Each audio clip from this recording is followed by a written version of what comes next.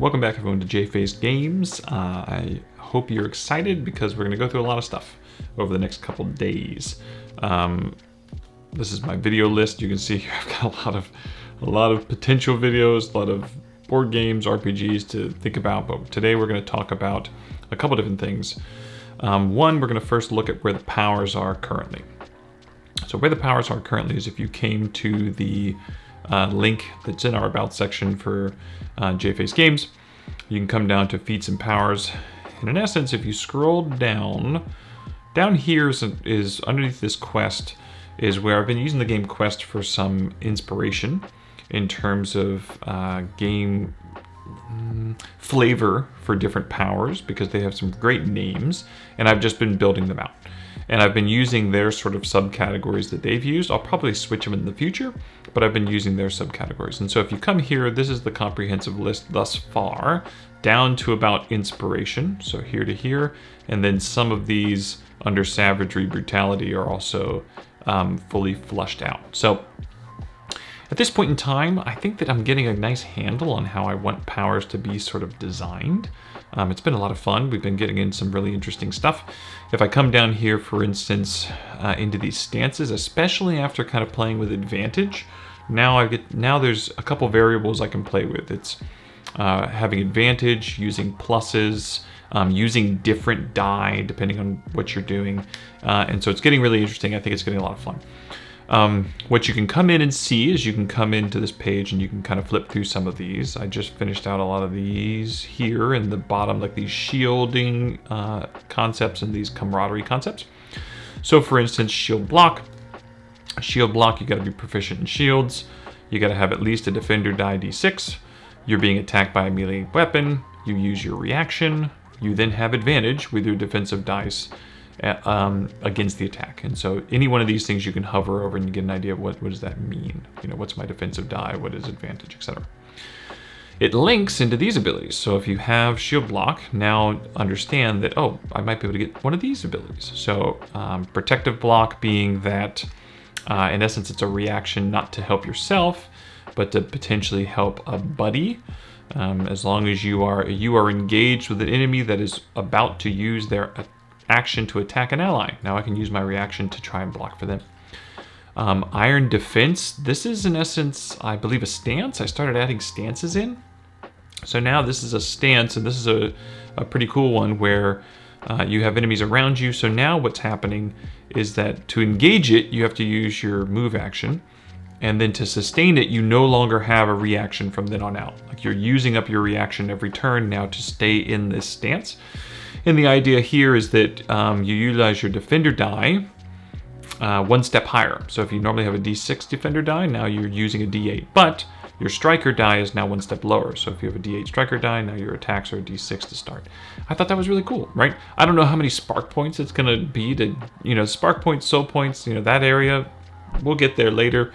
But I'm having a lot of fun with building out these powers. Quick block. Here's another one. So now you have a shield and you have shield block and you have a little bit higher defensive die.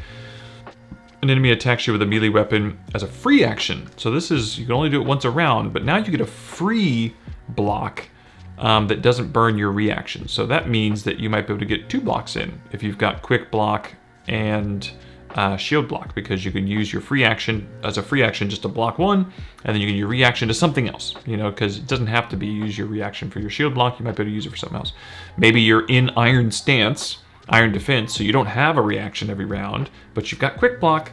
So now with iron defense and quick block, you're getting some pretty cool combos, right?